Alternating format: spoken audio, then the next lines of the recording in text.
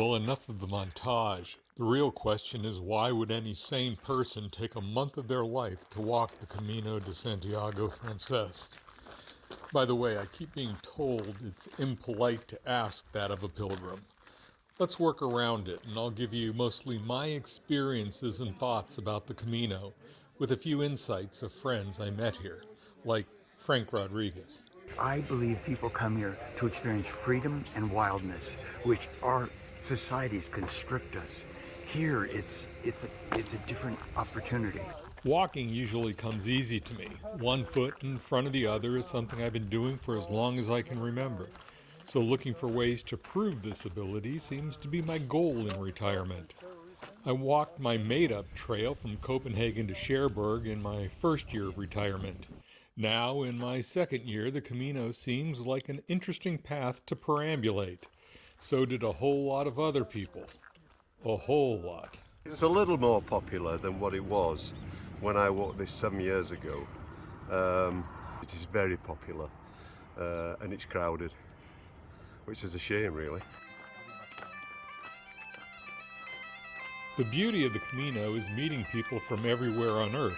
Take me as I am. Vicky de Jong is a Dutch nurse who's been walking toward the Camino for the last 6 years. So I started walking in the Netherlands, Belgium, then France, and now Spain.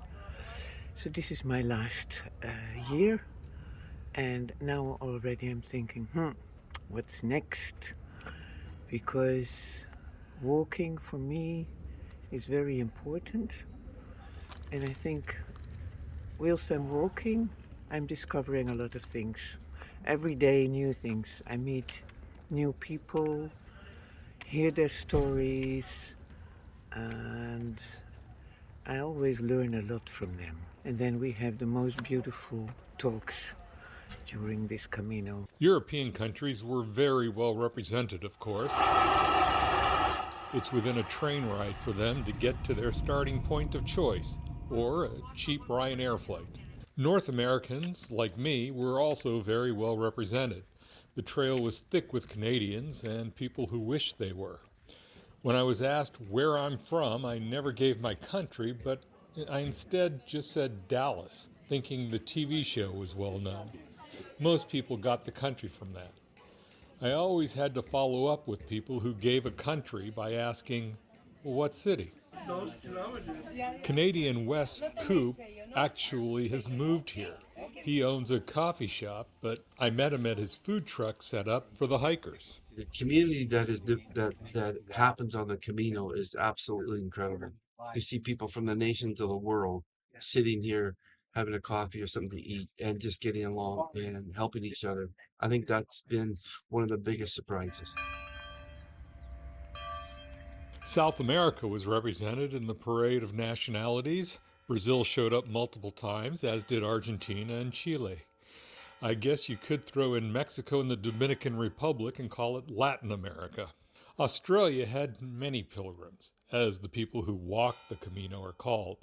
It is, after all, in English, the Way of St. James, a quest to find the saint's bones in a church in Santiago de Campostela. Conan Jenkins of Australia is father to 15-year-old Talon, a great kid who dreams of playing in the NBA and carried a basketball with him for the whole Camino. We've sort of had a few difficult years, with a separation with his mother and things like that a few years back, but this year, look, I work quite a lot. He's got his schooling and his basketball, so to be able to take this sort of 6 or 7 week chunk out of our lives and just, fully focus on every single day is just a new adventure that we're both sharing, and to me, it's something that I'll treasure for the rest of my life, and I hope he does as well. I'm sure he'll sort of look back on it fondly. Whether he takes as much out of it as I do, it remains to be seen, but, hopefully. Africans of all kinds were on the trail, Moroccans and Kenyans. I got a kick out of a tour group doing the Camino from South Africa. It's spread like wildfire in our country, especially amongst our Afrikaans community. And they that sort of inspired us to then bring a group of people to enjoy the Camino. Some are doing it for spiritual reasons, some are doing it just to challenge themselves. And yeah, they're on day 4 and they're having fun, I think. My biggest surprise were the number of Asians walking. Koreans were by far the biggest contingent, and they had a reason. There are quite a lot of South Korean people. So I talked to them. There was this guy that was pretty okay in English, and he said that 3 years ago there was a television host in South Korea who was extremely popular, and he did the Camino, and he made a program out of it. So every week there was an hour, you know, one stage of the Santiago de Campostela, and since then it's a thing in South Korea. Who says TV doesn't have an effect on people? The Koreans were everywhere, and they were very thankful for Google Translate. Está completo. With so many people on the trail, the word needing the most translation was completo, as in the albergue was full, no more beds, complete. An albergue is a dormitory hostel just for the pilgrims. Almost every town you walk through has at least one, some have several. Some are city-owned, most are private. The really big ones have 130 beds. The smaller ones, maybe 12. They charge between 8 to 20 euros for a bed, usually a bunk bed. I would try to get the lower bunk. Usually included in the price are a paper sheet and pillowcase to go over the rubberized mattress cover. Bedbugs are an ever-present concern in these places. I never encountered any, but I was swayed in my choice of albergue by reading reviews of those who did. The sheets cost the albergue owner about 50 cents and are usually just included in the price. Occasionally they would charge you €1 for the set. I was always amazed to find different brands of the paper sheets, not knowing it was even an industry. Arturo Garcia from Venezuela has owned an albergue in Orbego, Spain for 8 years. We call ourselves a high-performance team. It's a very hard job, 17 hours every day, non-stop, from sun to sun, from sunrise to sunset. So yes, you have to enjoy what you do to feel the pressure of working for people every day, and every day is challenging, every day is beautiful, every day you meet amazing people. Yes, it's another way to do the Camino, hosting pilgrims, yes, and working for them. The albergues I stayed in usually had blankets. I never used these out of fear Pizarro had infected them with smallpox or some modern malady. Instead, I brought a sleeping bag liner as my only cover. If it became too cold, I would add a shirt. Everything I brought I had sprayed with permethion to help avoid bed bugs. What you bring with you is an endless topic of conversation, as in the weight of your loaded backpack. Mine was about 16.5 pounds, including a liter of water. Before leaving, I was adding and subtracting clothing and gear incessantly. I finally settled on 2 long-sleeve sun shirts, 2 t-shirts, 2 running shorts, and a pair of zip-off pants as my outerwear. My only jacket was a very compressible, puffy down jacket. I brought a poncho for rain protection. Everything worked out perfectly. The poncho was a star at protecting me and the backpack from the 2.5 days of rain I had. I highly recommend a poncho instead of a rain jacket and pack cover. The pack covers don't protect that well from the rain. I could have survived without my puffy jacket, but I did need it once while walking to the airport leaving Santiago at 4 a.m. I also could have brought only 1 t-shirt, but was happy to have a clean one for my flights home. Shoes were my most worrisome selection. I early on decided on trail runners over boots. Good choice. The good news about my feet is they endured blister and trouble-free. I believe I am the only one of my walking comrades who can say that. Every pharmacy along the way is well stocked with moleskin and other foot needs. I have just made a huge climb and I am really sucking air. It's been horrible. The trail itself can be harsh or mundane. When it's difficult, it's very difficult. Rocks are now my mortal enemy. Some places are very steep and for long distances. Going uphill will wind you. Going downhill will ache you. Use a lot more braking effort, obviously, on the descent, and your knees and toes will feel every kilometer. I put so much force on my toe, it punched a hole in my shoe. The downhills always made me worry about falling, and the sharp basalt bedrock underfoot was a danger that is real. This is not Disneyland. The Camino can have real consequences, as the memorials along the way attest.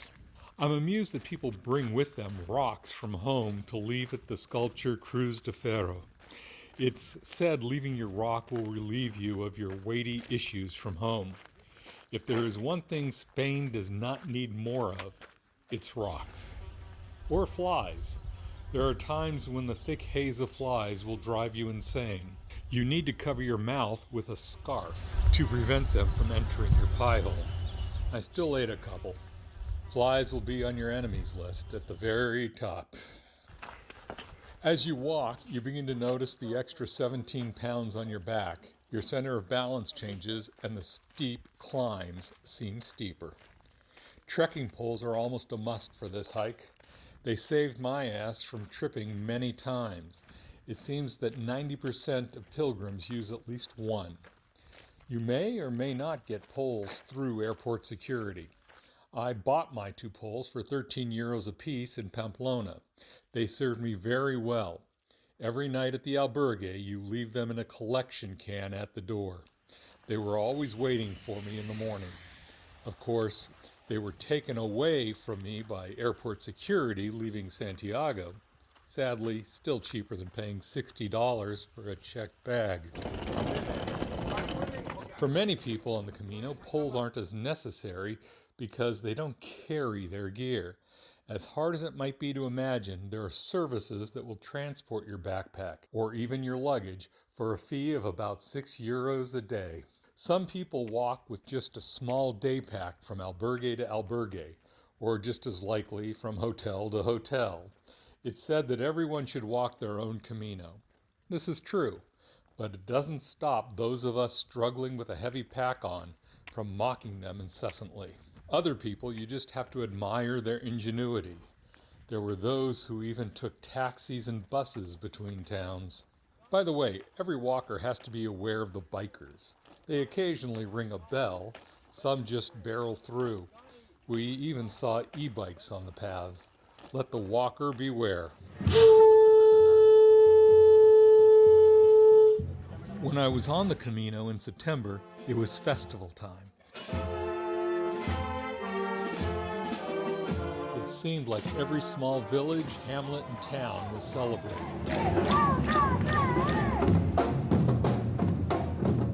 Parades, music, even fireworks were blasting during the traditional end of the harvest season.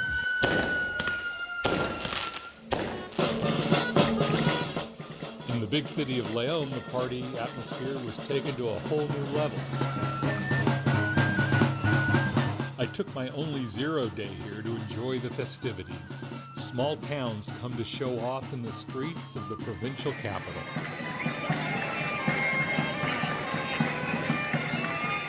Food fuels the pilgrim. Many albergues have a wonderful communal meal for about 12 euros. This is a chance to hear from all other hikers about their trip, life, and woes. I found Spanish food to be very bland, but the company was always spot on. Buen camino! Being surrounded by other people who are crazy enough to do the walk, people of your own tribe, is a great feeling. Cerveza and wine are always present at every meal. I drank more beer in my month on the Camino than my previous 20 years. It's cheap. You can go to any bar, and for €1.70 you get a glass of great beer and a tapas. These are olives, fries, or something even more special. During a hot day on the trail, I stopped and ordered a beer that came with patatas bravas, a spicy potato dish. It was so good I ordered another. Walking wasn't in a straight line the rest of that day. Feet are a frequent topic of conversation on the Camino. Blisters were all the rage. It wasn't unusual to see people hobble into a pharmacy, and every pharmacy had aisles of products to help mend the pilgrim's foot. I was lucky enough to not have any blisters. Now, my plantar fasciitis is another story. Walking every day worked through that. Cesar Garea owns an albergue in Pamplona. People arrive here for different things. Many people walking for a spiritual way. Other people with have the problems in their job, in the families. This is different, like a war. The way is like a war. The same problems and the same happy things. My unscientific research found that only about 20% of pilgrims are doing it for strictly religious reasons. The rest fit into various categories such as spiritual, grief, or they just like a good hike. That was my reason. Everyone was accepted. At a point near the town of Soria is the 100-kilometer mark to Santiago. This is important because that is the minimum distance you have to walk to get your Compostela, or certificate of completion. People from around the world know about this loophole and travel to Soria to begin their Camino. This makes the last 100K extremely crowded. Crazy so, as in every bed might be filled up and you have no place to sleep, kind of crowded. Everything has gotten very busy. You know, we're having to book a couple of days ahead. There's a lot more people. Every morning there's a bed race if you're not a booker. So, you know, to avoid that and just give us a bit of calmness, I suppose, you know, we've just decided to start booking 1 or 2 days ahead and just give us that peace of mind. And unfortunately, like I would love to just be able to walk and don't feel like walking anymore, or you know, if we decide to spend an extra day in one place or another because we really enjoy it, you sort of lose that aspect, I guess, which is the hard part. I had good luck with the reservations. I heard many people talk of having to walk an extra 10 kilometers to find the empty bed. Santiago was very full while I was there, and the albergue I stayed at was the most expensive of my trip, at 20 euros a night. Usually albergues will only let you stay for one night. In Santiago, because it's the end, the rule doesn't seem to exist. And at the end of your trek, you are at the cathedral, the culmination of a month's blood, sweat, and tears. This group of young men who have had run-ins with authorities only did 70 kilometers, but were ecstatic over their accomplishment. A group of handicapped cyclists rode the Camino their own way. I can't imagine having to pedal my weight using just my hands. So the openness of people, that's what I like most. It's, I think this is something you hardly experience in day-to-day life. This openness, that people speak from their hearts or their soul. What do you say? But I think there's more during the Camino. Pastor Steve Wright leads a Presbyterian church in California. Here's my takeaway from this Camino. The land is really one of the great gifts of walking over just lush vegetation, trees, every part of it. And there's an aroma to all of it. And quite honestly, some of the aroma is just shit. You go like, wow, this is very fragrant. In California, everything's sanitized. We try to clean up everything. But here, it's all a part of the soil, the ground, the things that grow here. We try to just clean up everything and make it acceptable instead of just living it. The people here are just so generous and loving. The food was outstanding. The hospitality, all of that was just such a great gift. So my takeaway from this is just like, get comfortable with life as it is. The real thing, both the good smells and the bad smells and all of it work together to just create something beautiful. So I love this Camino, my first one. It is wonderful to watch the people who have just completed their journey. They are transfixed on the sight. They are hugging everybody they met on the way, taking pictures. No one wants to leave the square where the church is. They want to stay and relish the moments of completion. For many, this is the highlight of their lives. For others, it's the end of number 5 Camino. The changes are inside each person. The pilgrimage have been for over 1,000 years, and it's always changing, and it's going to be always changing. It's never the same. Each day is different. Everyone is transformed. No one walks away the same person they were 500 miles earlier.